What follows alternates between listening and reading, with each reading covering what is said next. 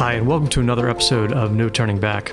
Today, Stan McChrystal and I have a discussion with Jan Singer.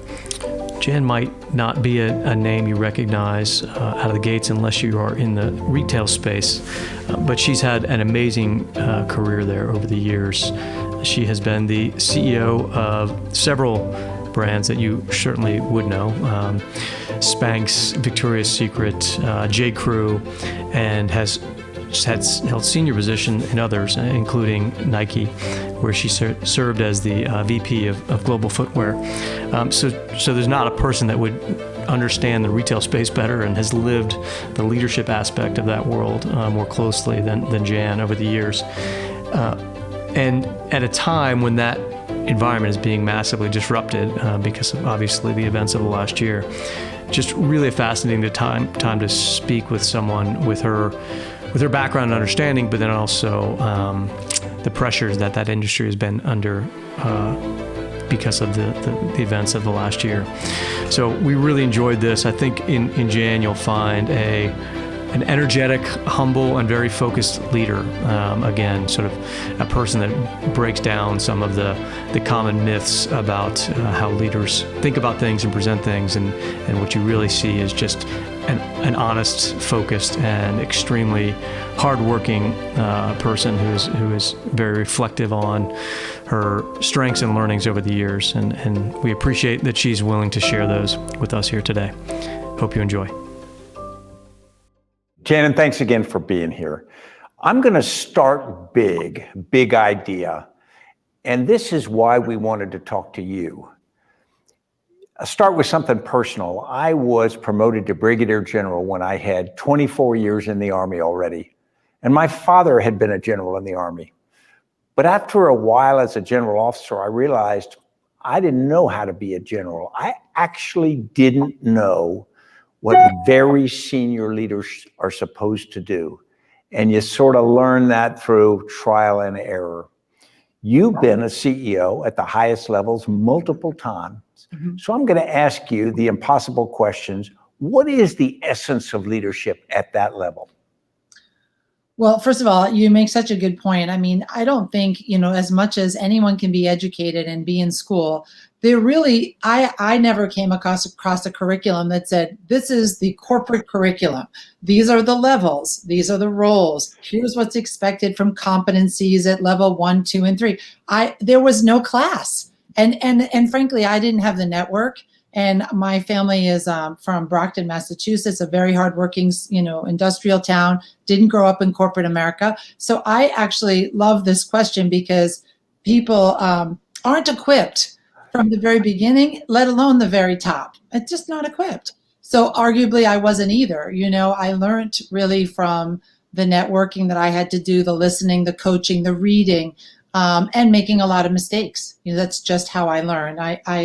I believe that that's an important essence of leadership, to be able to risk with balance, with thoughtfulness, and recover. So there are many things. I think for me personally, I really try to shape my authentic self as the same as my leadership self. I think, in the beginning, in fact, it was said to me many times, it wasn't my dream to be a CEO. And people said to me, you won't be a CEO. You care too much. You care about the people. It's more about this. And I actually think what happened was who I am authentically started to align with what the workforce wanted.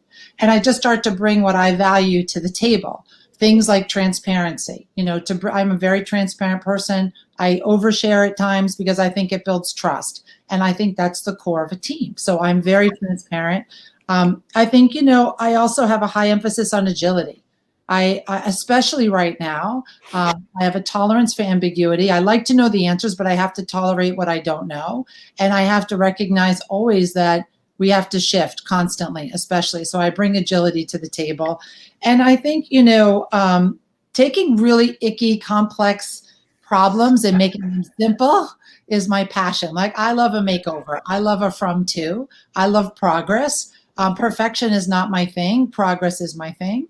So I think taking complex things and making them simple in my life, whether that's the kid's schedule or the corporate, strategic plan, that's who I am. So I think without having learned it from a curriculum and in school and in training, I started to just embrace who I am and see if that can serve the workforce and the community today. And as long as it does, I'm in the game, you know? One quick follow-up on that. When in your career, after you become a senior leader, a CEO, did you suddenly realize about that about yourself, that those were the things that were your strengths and passions? I think, you know, when I started to get feedback and really listen to the feedback from the teams, I just started to lean into what they were liking and responding to. And I was happy that those were natural set points for me, not something that I had to force.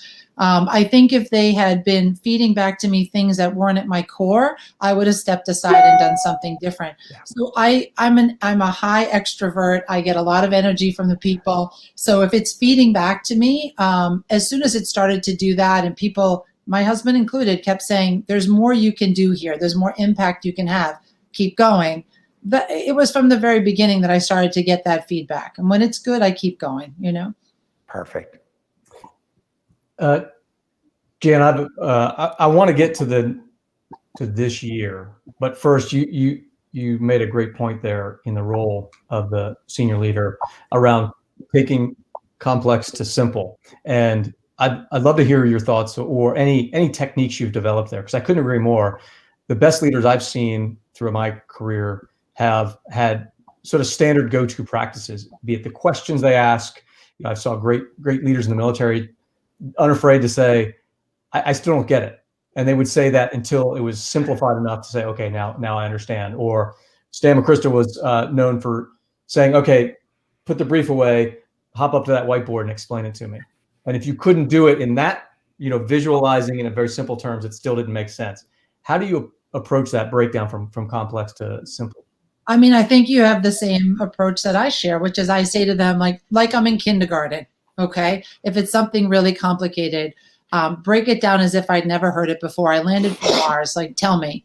And the same thing, put the books away, put the binders away, put the data away, just talk to me about it. Because I can appreciate a good story, and I can appreciate, you know, understanding the different angles and textures to it, but you got to be able to make it simple in the communication. So I ask them to play it to me in a simple form. And then I think the thing I do, so I do that a lot. I take in a lot of information in the simplest form. And by the way, from multiple levels of the organization. I generally find that, you know, my team will tell me what they think I want to hear. They'll test it, you know, that dance. But as you kind of walk around, and I like, this COVID is killing me because I lead by walking around and stopping by people's desks, and I'm nosy and curious. I get different layers to the same story depending on the level of engagement I have with the organization. So I first take in a lot, and from all different levels. I started my career as a secretary, legitimately, like including the people who I think make companies work, called the admins who support us. Take it all in. And then I try to find patterns or rhythms or, you know, repeatable data points that are happening, and then just kind of take a pause and think about what that means to the business, what that means to the world we're living in, who we're trying to serve, and stitch together what might be a couple of hypotheses in a very simple way.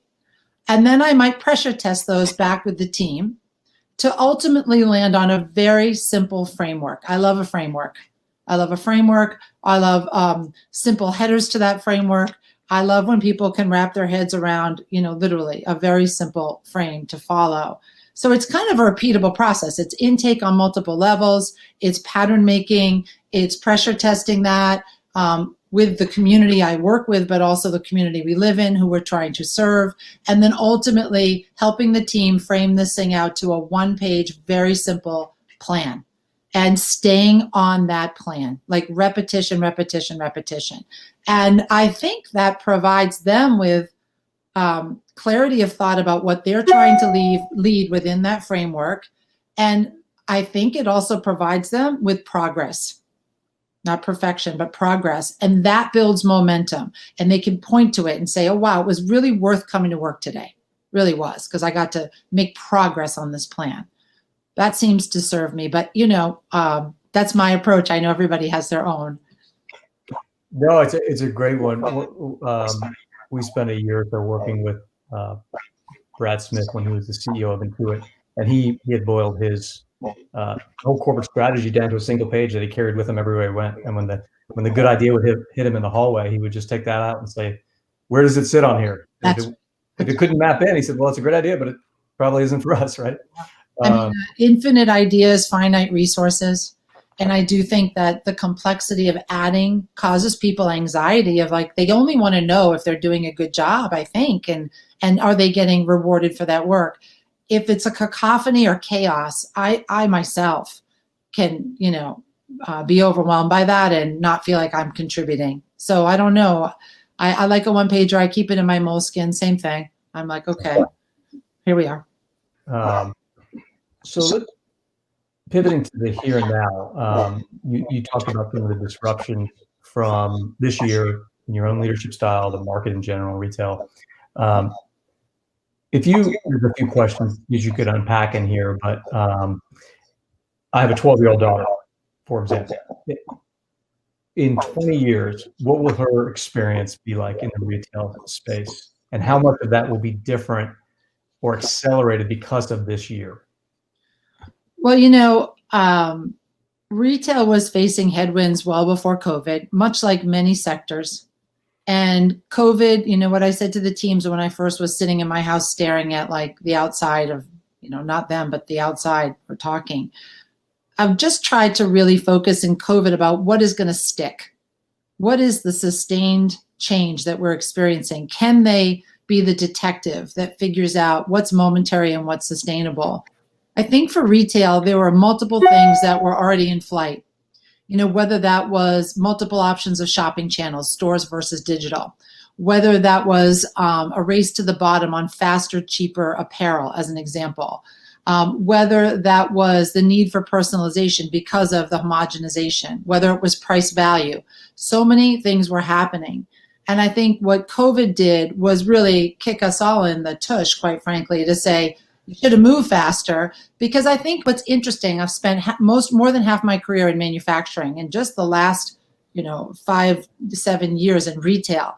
In the manufacturing brand space, brands are epic. Brands put the consumer at the center. Brands have a mission, a vision, and a purpose that's more meaningful than anything they could ever have dreamt. They are on a mission to deliver on that purpose, and they innovate. They innovate or they die.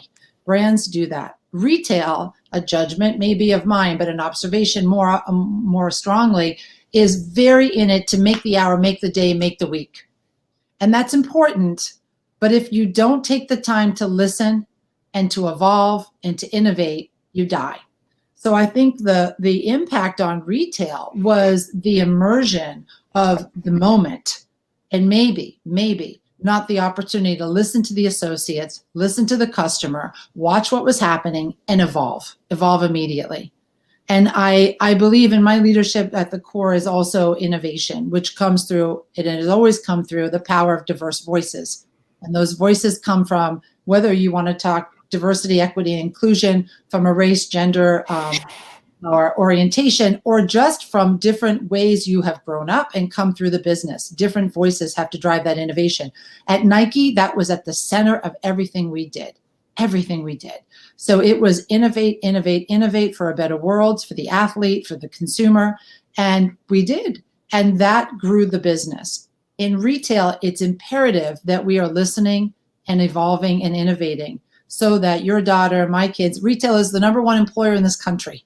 Like, it's important that stores exist. It's important that retail exists, but that's going to come through constant appetite for change. I'm a big proponent of that. I don't care how established your business or your brand is. If the $50 billion gorilla that runs, called Nike, has an appetite to innovate every day, we all should be not holding our stuff with a death grip and just making that hour. We should be able to make the hour and make the future. Boy, that is fascinating, Jen. I'm going to take in a slightly different direction about leadership in the retail apparel sector. And I'm going to admit up front, I have a stunning ignorance of that sector, but I'm going to try to fake my way through it.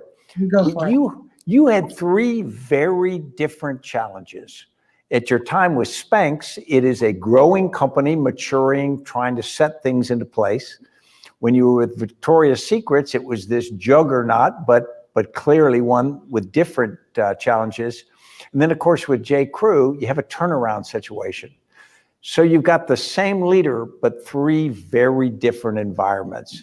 How did you adjust your leadership to account for the different requirements in each case?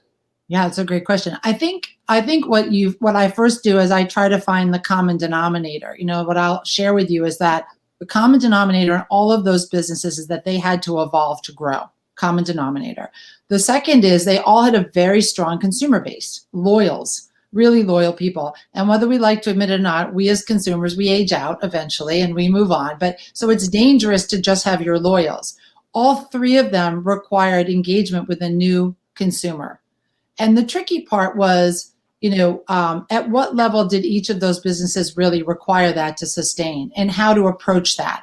How does one keep their customer base happy and capture newness without losing your core? At Spanx, is a very nifty, growthy company and had a very established core. But I think what was interesting was the new consumer was very interested. She'd say, my mom wears that product, but I love the entrepreneur lifestyle and business and sensibility of Sara Blakely. So how do I get to be that? So we had interest in the brand because of the entrepreneurship of Sara and her ability to shape lives, which was extraordinary. So when you have their ear and you listen to them, the conversation was, well, what do you need from this brand? Well, my mom wants to be this, but I want to be this. Well, we can make a product for that. So that was a mission. And at VS, very big, 30% market share, behemoth, amazing business. At the same time, the world was changing about what women wanted from lingerie and from underwear, quite frankly. And so, but you cannot walk that core. It's a really important proposition. So again, the mission was almost the same, but in what degree and on what stage and with what culture do you do that? At J. Crew, same thing. This definitely was the highest level of transformation because financial restructuring was required. COVID was happening. But again, there was a core group of loyals that had been with the business. We had on a decile 1 consumer who spends the most with us, we'd only lost 20% of those consumers over the last 5 turbulent years. The other deciles, it could be as high as 50%. So we had a group of loyals. However, we need new and different customers. So in a funny way, they all were at different stages of growth or change, but they all required a level of innovative thinking and a level of newness without alienating the core. Just different degrees and different cultures with different, dynamics out in the marketplace. How much do you find your organization intuitively understands what you just described, or does the leader need to get in front of the whiteboard and sort of tell people that story? I think it's both. It's a balance. I think inside there's always a panic and an anxiety around we're not seeing the numbers we want to see. And if you just do the math, which says you have this many consumers and they shop this many times a year, growth doesn't come from just comping that. You've got to bring incrementality in. Some of that comes from new products with the same consumer base, but everybody can look at the math and say what's required is acquisition. And that's why you see the digital startups so focused, not on profitability, but on customer acquisition and engagement and retention. That's the game. Finite amount of consumers, and so you're fighting for that share. So they know it intellectually, but emotionally, it is very hard to pivot and to, if I had one guy I remember was 20 years at Nike when I was there. So he had a tenure of over 30 years.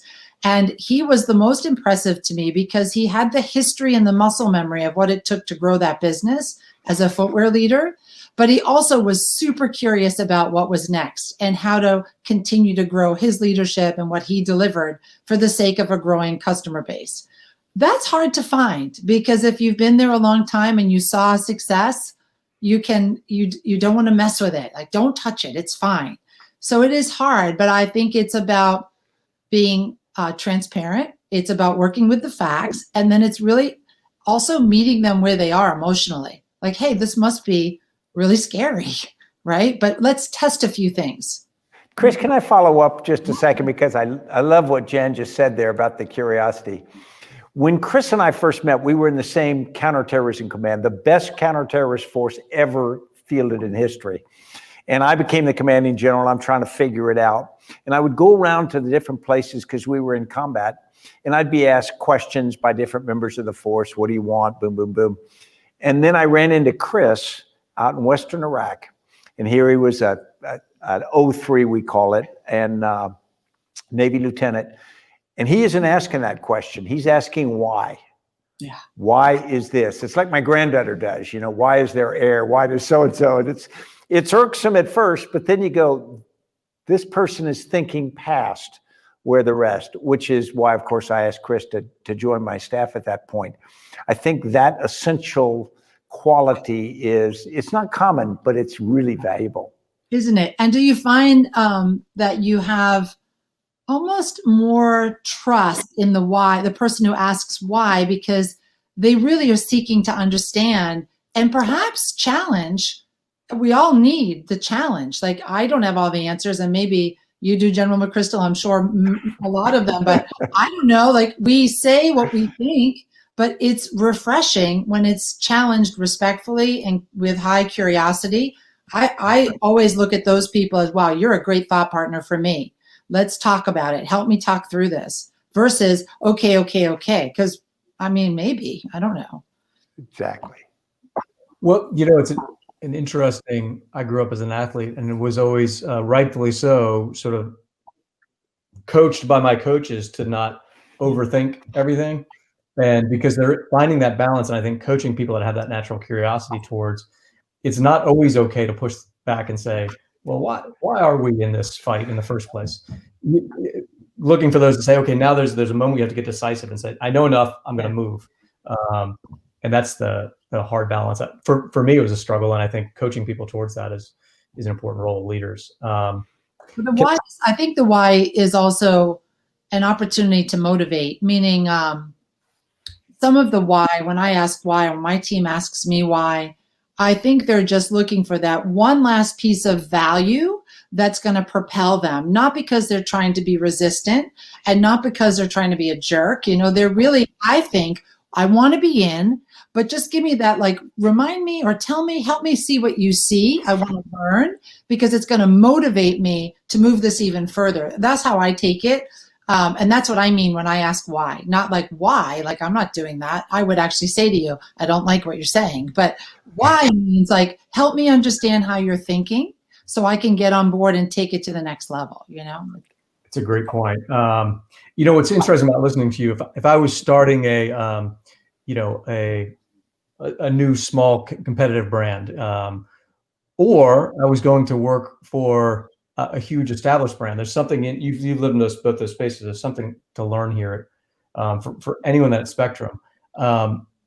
In the consulting work that we've been doing for years, we get in that conversation a lot. The challenge between the big traditional, this is how we do it, we're going to do it bigger and better than ever, and the very agile, they don't get it anymore. We've got to constantly innovate. And that was certainly debate in the special operations community. And what ended up working was a combination of the two. So I'm curious how you fall down on that, because I can tell you as a, probably an average enough consumer, I live in the outdoors. I love innovative outdoor gear, but I also love going to Nike.com and ordering a 9.5 pair of Pegasus and knowing I could run a half marathon in them the day they show up, and they're going to be perfect because it's right every single time. And you get that through scale and discipline. So where do you fall on that? I think, listen, it was such a gift to have the decade at Nike. I was able to really understand what an 800-pound gorilla who could run looked like. I mean, that's not easy to do. I think, I had the most phenomenal leader for a decade there. And I learned a lot of that came through leadership. Look, he said, make it a good place, make it a great place to work. The team will make great product, and the rest the consumer will decide in the end. Really, that was the mission every day. Make it a great place to work. Let the team, enable the team, empower the team, create space for the team to make great product, and the consumer will decide. Repeat, repeat, repeat. And by the way, don't be afraid to make a Pegasus 20, 21, 22, 23. Just because you love to run in that shoe, we're going to touch the shoe because neutral to better performance is the game. So I think, when you can, it's very rare though, like we can probably name the few companies who have the courage to obsolete themselves every day. I mean, every day. So those companies, if we do name them, we see they win. Apple does it. Another phone, iPhone 12, have to have it. I don't know why I have to have it. The 11 was fine. And there's downside to that for sure. People don't always come along, but to have the ability to do both is important. When I left VS, I took off a year and a half, and I actually had the privilege of working with the guys from Allbirds footwear company, digital startup, very hard to make shoes, right? Super hard to make shoes. And here are these two guys making a shoe, two shoes, and crushing it. And I became, again, super curious around like what, and they're opening stores. So I was very curious about digital native, opening real estate, and innovating in footwear, a very hard combination. And who are these guys? Why were they doing it? And they invited me to come out. I spent a lot of time with them. And I really was there selfishly, A, to help them, and B, selfishly to understand what did retail miss? What did retail miss that these guys came in? What did I miss? What happened? And so it is kind of my way of borrowing the goodness of what you're describing, the nifty, growthy, digital, agile brands, and thinking about how can I apply that to the traditionals and who has the appetite for that. I don't think a lot of folks have been highly successful at evolving the traditionals to be in the perfect balance. But gosh, a lot of us are out there trying, and I think they have potential and they have appetite, but the stakes are high. The stakes are high. And so you have to have that culture that believes that it is a balance and that what we've always done may not work going forward. That's a culture. That's a leader's privilege, or a board's privilege. Boy, Jan, this is almost like we scripted it, and we didn't. But Allbirds is great because I went to a conference, an investor conference, met the founders of Allbirds, and I asked a friend of mine, I said, these guys are impressive. I should invest in this company. And then my compatriot said, you are. And I said, well, good to know. And my wife and I now give Allbirds to people as gifts because we find them as really thoughtful and different products. But you said a couple words that really tripped thoughts with me. One, you said, how did an organization miss it? And I go back to something that affected all of our lives, but Chris and I particularly, 9/11. And of course, when they did the exhaustive 9/11 report afterward, what they found was all the information necessary to stop that attack existed within the United States government. We just couldn't connect the dots. And also, there's a great line in the report itself that says it was really a failure of imagination. It was a failure on the part of decision makers and analysts to think that an organization like Al-Qaeda could have an idea as big and execute it as effectively as they did that tragic attack. So really, this comes to leaders and risk. When you are leading an organization and there are countless threats that could be coming at the organization, how do you think and prepare the organization for risk without over preparing it, as you know, because there's a limit to resources and whatnot? Well, I think it's interesting when you say I love your question about the how did we miss or the failure of imagination, that phrase. It makes me wonder about, was it a failure of imagination, or was it the folks that had the imagination's failure in an ability to enroll people in that vision? I don't know, because I bet there were people who had potentially dreamt that could happen, but was the culture a place where they could enroll people in that thinking? And so I dream big, and sometimes I recognize that I have to also pace myself where the people are around me and find the people who see a similar vision and construct it in a way that's non-threatening to the organization, because there are dreamers everywhere and innovators everywhere. It's just the fear of them speaking. Is the space safe enough for them to say what they want to say? What will happen if I say this out loud? So I think creating a culture of, again, the diversity, equity, and inclusion allows us to be patient with different voices, and therefore different dreams and imaginations will come out. Just because you've got to move slower, you got to hear each other differently. When it's all the same, and you're thinking, I've been the only woman in the room many times, right? And you're not thinking, we just don't think the same all the time. It's okay.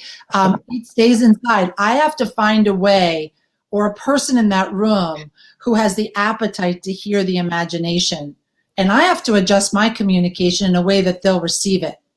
And so I take what you're saying to heart, because it's frightening to me, and also so sad that the intelligence was here and we couldn't connect those dots. But it's also not shocking to me, because I can see, even in the seat I sit, that if the conversation's flowing in a rhythm and a tone and a manner, it's hard to disrupt those channels and suggest a different path. So what do? You create a culture of listening, inclusion, and mistakes. And I find myself a lot the translator of many voices. And people did that for me when I was the only woman in the room. When I was at Nike, I had a boss who would say, what Jan is saying, is this. And I would see the guys go, oh yeah, okay. And I realized how I framed it. I have to meet them where they are, and they had to make an effort to meet me where I was. So I think that's important. And I don't think it hurts also if you have the resources. And I loved this exercise. We would take once a year to do crisis management, think the unthinkable. And we would, like, what if there was no more water in the world? And we actually were able to, they developed a simulated game for us, which was a very intense 3-day offsite. And your rules got, changed. You are now this, you are this, and you're in this team. And here's the crisis. The news was breaking every 5 minutes, and we played to win. But at least gave us, the company was generous to give us awareness of what actually is entirely possible, so that we could think about crisis management. I don't see that enough in my other roles outside of Nike. They had the resources, but I do ask the question a lot in board meetings. Like, are we thinking, how do you want to talk about this? How do you want to talk about that? If that's helpful, at least some awareness to take the fear away. Mm-hmm. I think it's a great point of putting that type of thinking into the muscle memory and the culture of an organization, because the trade-off there is always, I'm always the squeaky wheel walking into the meeting with the CEO saying, well, what if suddenly no one could go into any of our stores, right? At a certain point, you'd be like, okay, that would be really bad, but like we can't invest all our time and money, or whatever the black swan that I'm dreaming of. But we found, definitely in the military and some of the work we've done on the other side, having a normalized approach to wargaming or red teaming or whatever you want to call it, puts people in the mindset that there should always be a little piece of my brain that's thinking worst case scenario, and are we ready? And when we get into those situations, who needs to talk to whom, so that we can move faster than the changes of the competition. Yeah. Do you find, Chris, when you do that, it feels like to me, even though the crisis may never come, although shadows of it, I think, always do, it does get people's innovative thinking on the business going. Like, even if it's not to solve the problem of, a water supply or a pandemic, a health pandemic, but it kind of gives people the moment to get out of the making the hour, making the day, making the week mentality, and into what if.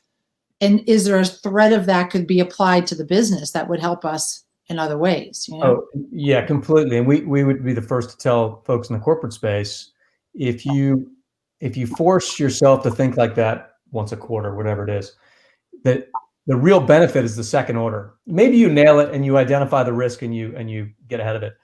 But the second order of Jan saying, well, Chris identified this, and that you're saying you would need to talk to Stan's team. How often do you all coordinate? And say, well, nobody really knows each other. Right. On those two teams. Well, let's get ahead of that. Let's make sure those teams know each other. So if that happens, and then the knock on of that is we're going to solve other problems, right? So you're creating this network feel inside the organization, which is really, really powerful. Right.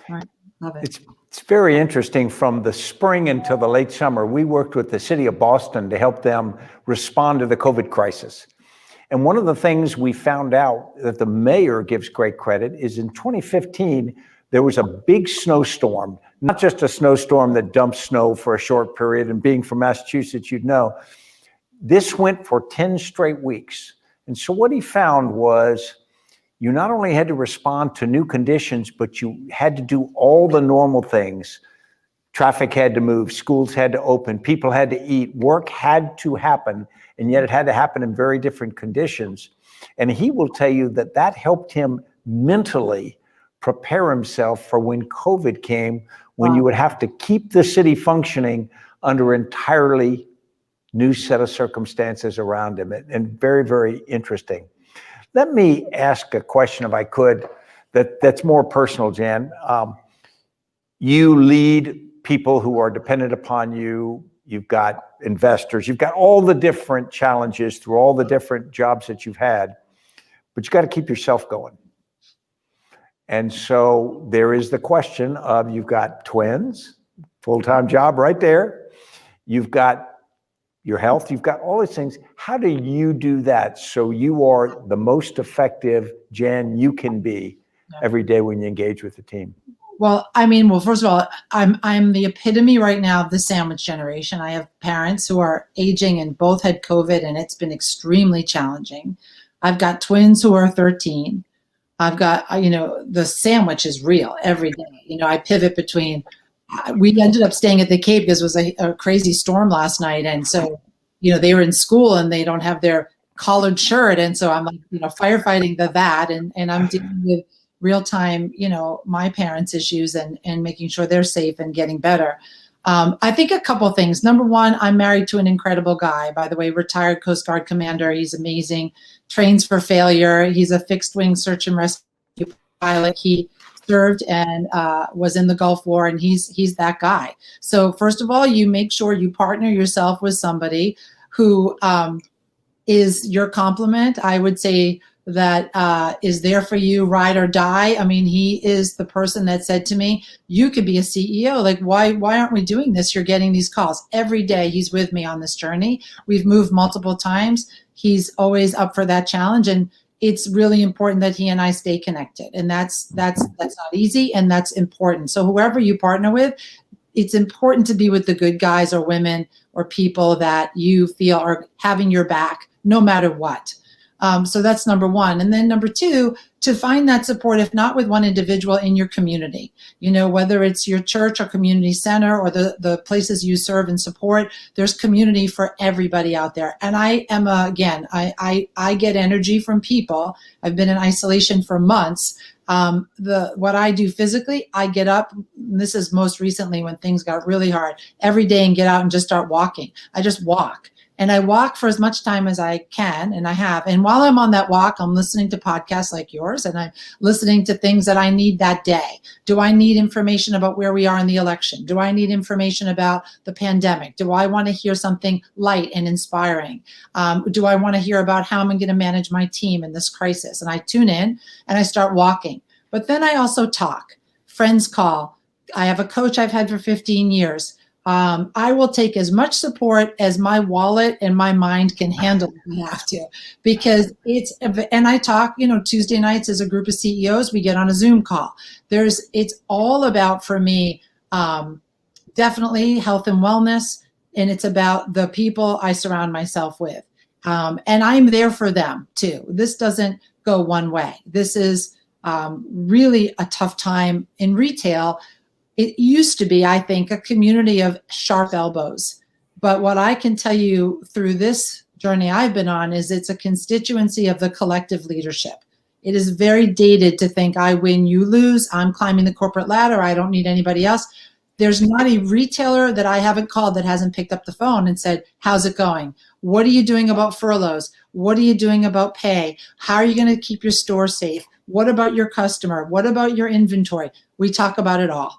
And I think in the past, that was a competitive environment that wasn't collaborative, and you can't innovate alone. So I take care of myself. I try to do my best health-wise, food-wise. I try to move the molecules, move my body, and whatever that looks like. And I create a community. I can't get enough information, and insight and inspiration. So I welcome it and I invite it in. It feeds me. That's kind of what I do. And then the rest is like, just love up my kids and my family as much as I can, and know that life is short. We're only here for, how we're here, to not forget to have fun and to be thankful. I'm healthy and we're okay, That's great. Yeah. Yeah, I can't imagine a better note to finish on. So I will turn it over to Stan for last word, but want to thank you for the time and the insights. Just a great discussion.